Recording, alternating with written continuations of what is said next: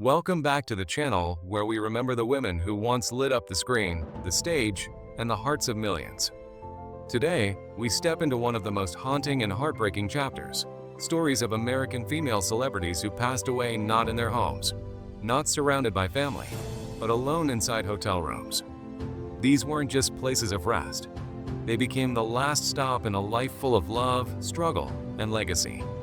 Some were traveling, some were working, some were escaping, and others simply wanted peace. But behind those locked doors, silence took over where laughter once lived. Their deaths were sudden, tragic, and often filled with questions that may never have answers. These women were more than headlines. They were dreamers, fighters, mothers, daughters, and icons. Let's take a quiet moment to remember who they were, how they lived, and the painful way their stories ended within four lonely hotel walls. Today, we remember Nancy Spungen, a troubled young woman whose life ended far too soon in one of the most heartbreaking stories in rock history. Nancy was just 20 years old when she was found dead on the bathroom floor of room 100 at the Chelsea Hotel in New York on October 12, 1978, bleeding from a single stab wound to the stomach. She was partially clothed, and the knife that killed her belonged to her boyfriend, Sid Vicious, the bassist of the Sex Pistols. He was arrested and charged with her murder, but died of a heroin overdose just 4 months later, before the case could ever go to trial. Many believe Nancy's death wasn't as simple as it seemed. Some think she was killed during a drug deal gone wrong, and others believe it might have been a suicide pact or an accident during one of their many violent fights. That night, Sid had taken a large number of sleeping pills and was in a drugged-out haze, barely able to remember anything. He reportedly confessed, then took it back, claiming he didn't know what had happened.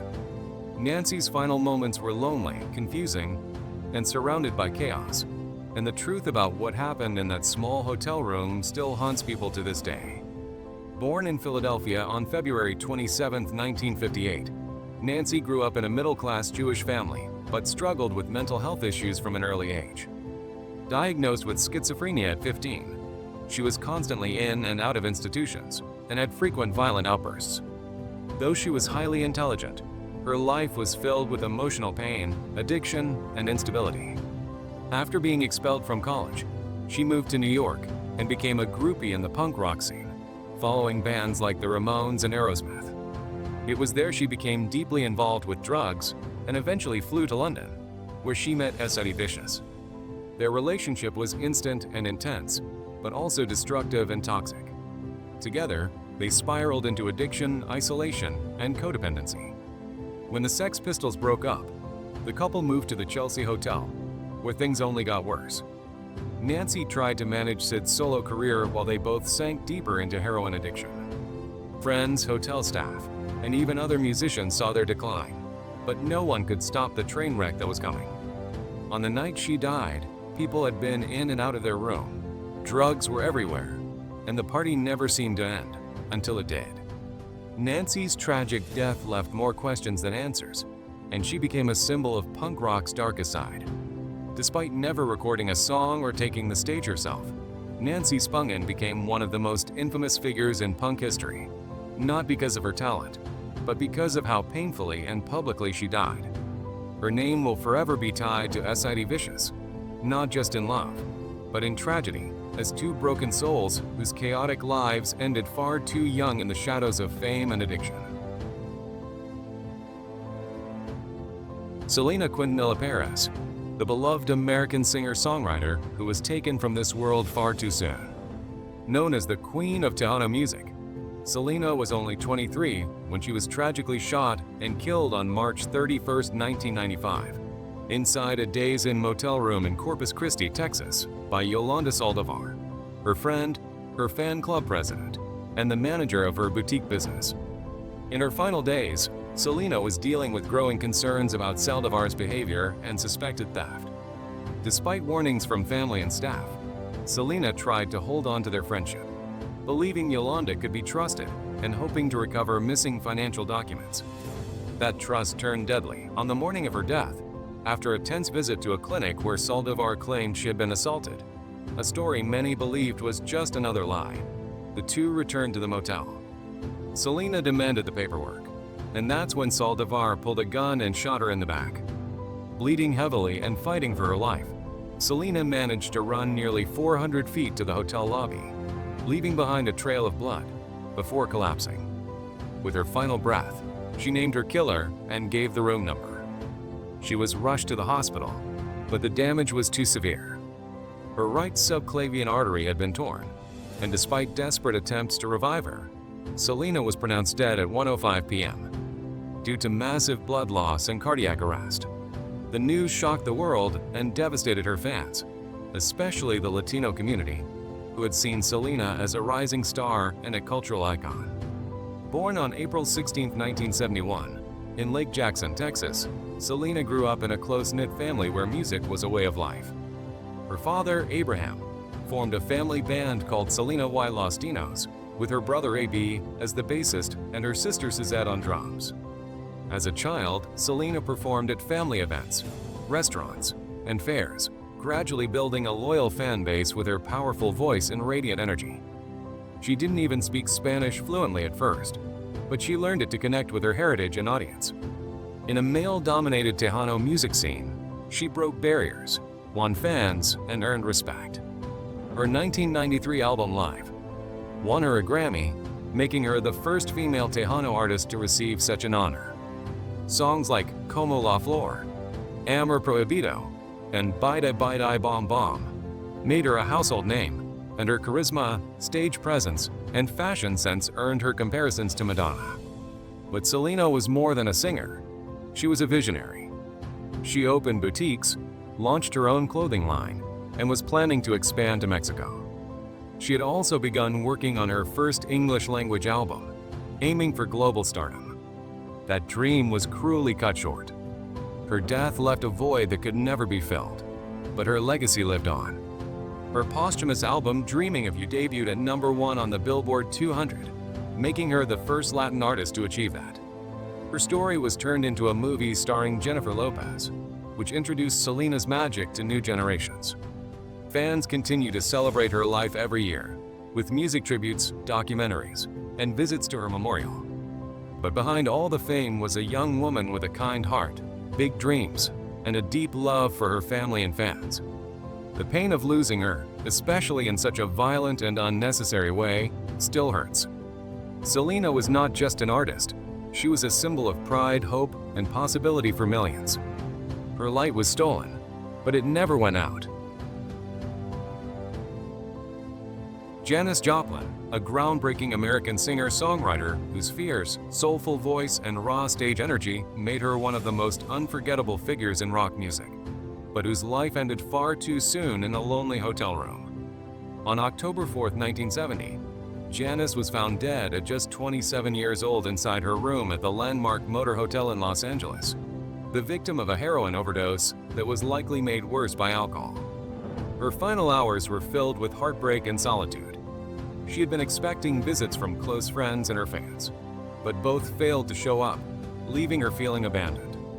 The drugs she used that night were reportedly stronger than usual, and she wasn't the only one who overdosed from that batch.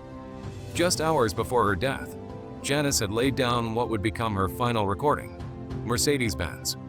She had been working on her album Pearl, which would later go on to top the charts posthumously.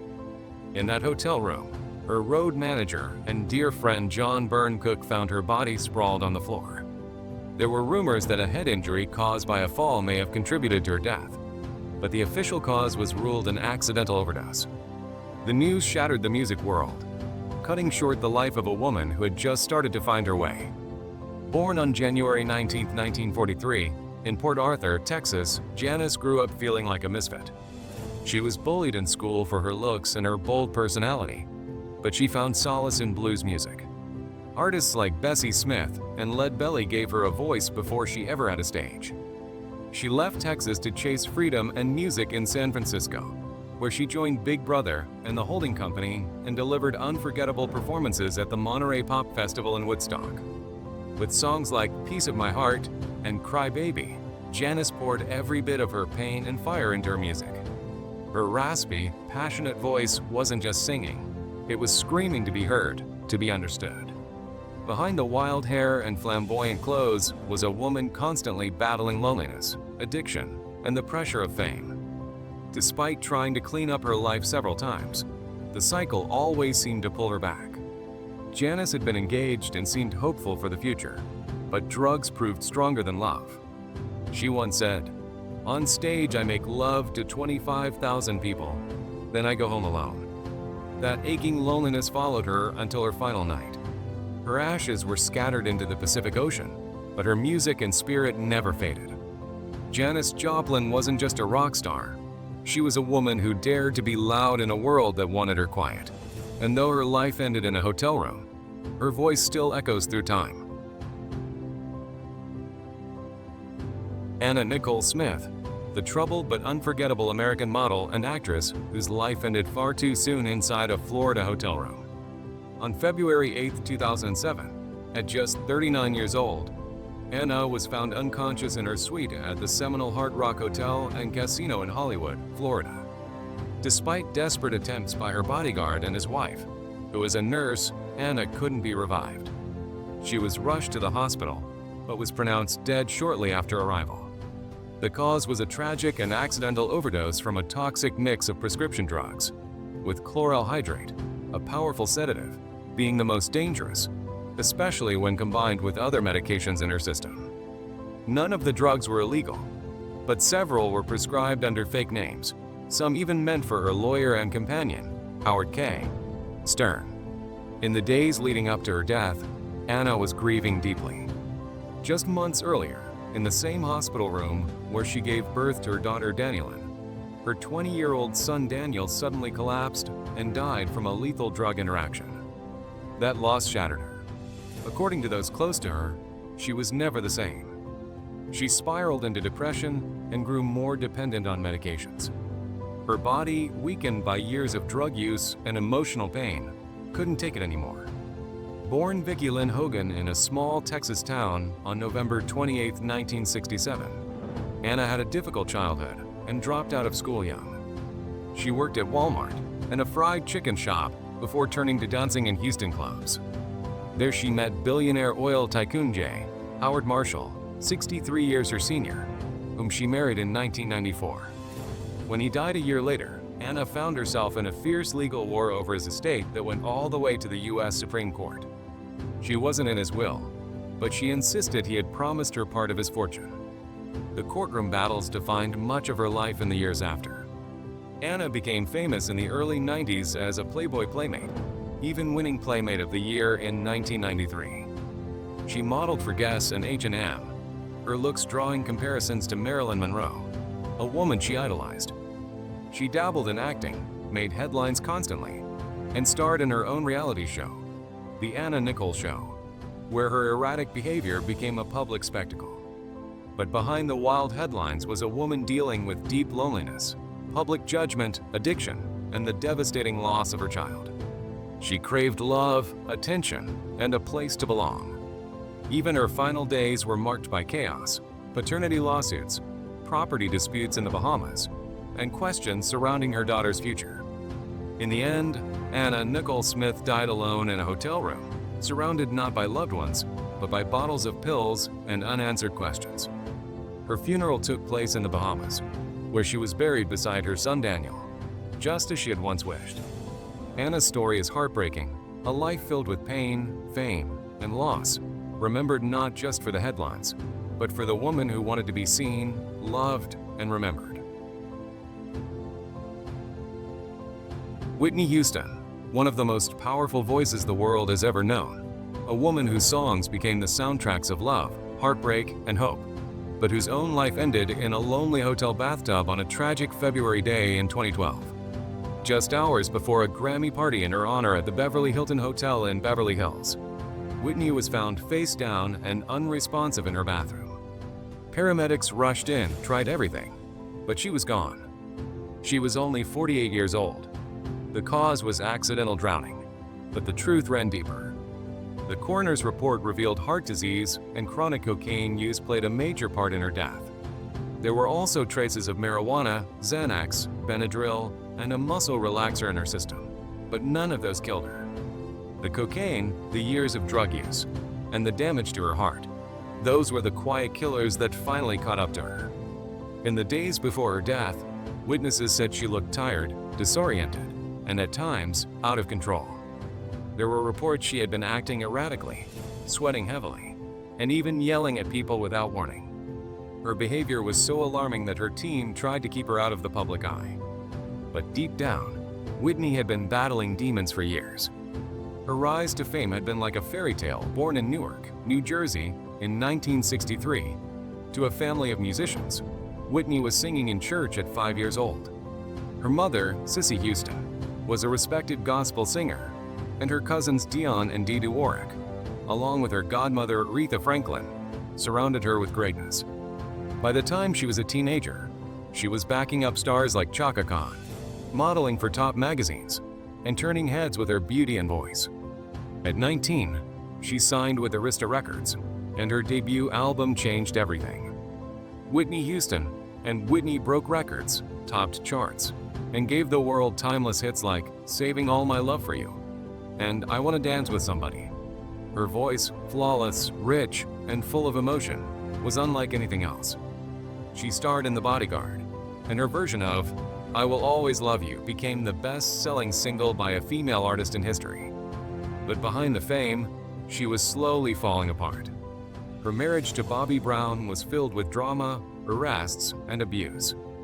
She struggled with addiction for years, sometimes disappearing from the spotlight altogether. She tried to come back, albums, rehab, interviews, even a final tour. But her voice was never the same, and neither was she. By the time she checked into the Beverly Hilton for Clive Davis's pre-Grammy party in 2012, she was carrying years of pain, failed comebacks, and a body worn down by drugs and heartbreak. The night before she died, she had been seen wandering the hotel, sweaty, mumbling, trying to hold herself together. And then, the next afternoon, she slipped under the water and never came back up. Her daughter, Bobby Christina, would tragically die in almost the exact same way 3 years later, found unconscious in her own bathtub. It felt like a cruel echo. Whitney Houston's death was more than a headline. It was the end of a voice that had once lifted millions. She sold over 220 million records, broke racial and gender barriers, and gave the world some of the most unforgettable songs of all time. But in the end, she couldn't outrun the damage. Her heart gave out, her body gave in, and the world lost a legend. Whitney didn't just sing, she felt every word, and we felt it with her. And that's why she will never be forgotten. Lisa Lynn Masters, a talented American actress and model whose life ended in a heartbreaking way. Far from home, alone in a hotel room thousands of miles away from the people who loved her. Lisa was 52 when she was found dead inside the closet of her room at the Nuevo Mundo Hotel in Lima, Peru, where she was staying for a modeling assignment. She had taken her own life, using her skirt to hang herself, and investigators found antidepressants and handwritten notes that revealed she had been silently struggling with depression. The news shocked her husband, William Brooks, who was left grieving and facing the heavy cost of bringing her body home and arranging the funeral. Her friends set up a GoFund to support him, and in just a short time, it reached tens of thousands of dollars, showing how many people she had touched. Lisa's story is especially tragic because behind her smile and gentle presence, she was quietly fighting a battle no one could see. Born in Omaha, Nebraska, and raised in Asheville, North Carolina, she studied broadcasting and modern dance at Appalachian State University, and later earned a master's degree in journalism from Columbia University. She started out as a news reporter, but her path shifted when she got a taste of acting. Even though her first role in The Siege was cut out, she knew that's what she wanted to do. Over the years, she built a strong career, appearing in over 30 commercials, films like The Stepford Wives and It's Complicated, and hit TV shows including Law and Order, SVU, Ugly Betty, Gossip Girl, Iron Fist, Unbreakable Kimmy Schmidt, and Nashville. She was known for playing elegant, strong women and quirky, lovable characters, and she brought heart and warmth into every role. Off-screen, she was generous, humble, and always uplifting others. But even while she was working, Even while she was still being booked for roles, she was quietly hurting. Her death was not only unexpected, it was deeply painful to those who thought she was okay. Lisa's story is a reminder that success doesn't always mean peace, and sometimes the brightest souls carry the heaviest burdens. Her legacy lives on through her work and through the people she touched. But her final days and the way she died will always leave a painful mark. She didn't deserve to be alone in that hotel room, and she didn't deserve the pain she felt. She deserved comfort, care, and to be reminded how deeply she mattered.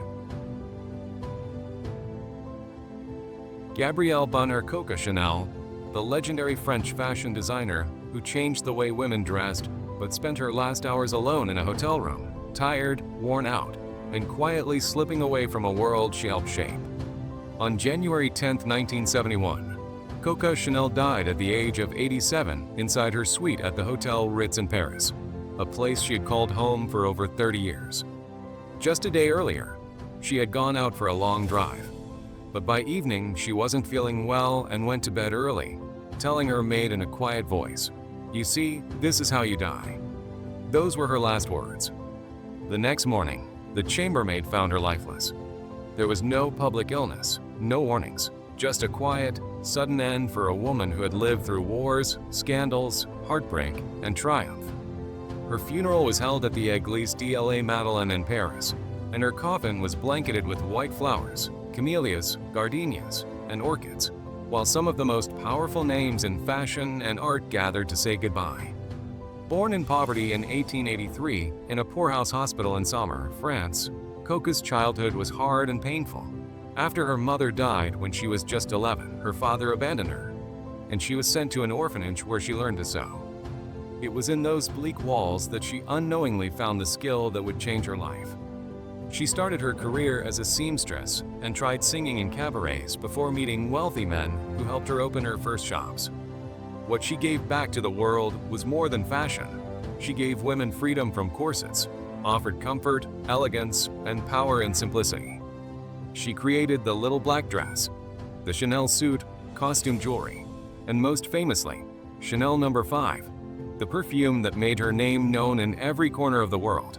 But Chanel's life wasn't just glamour and grace. During World War II, she lived in the Ritz while Paris was under Nazi control and became involved with a German spy. Documents later revealed she had worked with Nazi intelligence. Although she was arrested after the war, her powerful friendship with Winston Churchill helped her escape serious punishment. She left France for a while but came back in the 1950s, aged and defiant, to reclaim her place in fashion, and did exactly that. Through scandal, loss, and loneliness, she stayed strong, building an empire that still stands today. But in her final years, behind the fame and elegance, Coco was tired, surrounded by people yet quietly alone. She worked until the very end, preparing her new collection like always, never stepping away from the world she built with her own hands. And then, without drama, without a goodbye, she passed away in the same hotel where she had once ruled Paris fashion. Coco Chanel's death wasn't the glamorous ending people might expect from such a powerful name. It was quiet, lonely, and real. A woman who shaped how the world sees beauty, who survived a hard childhood and made herself into a legend, passed away not with cameras or crowds, but with just her maid by her side. Her story is not just about fashion. It's about surviving pain, shaping the world, and leaving it quietly, but never forgotten.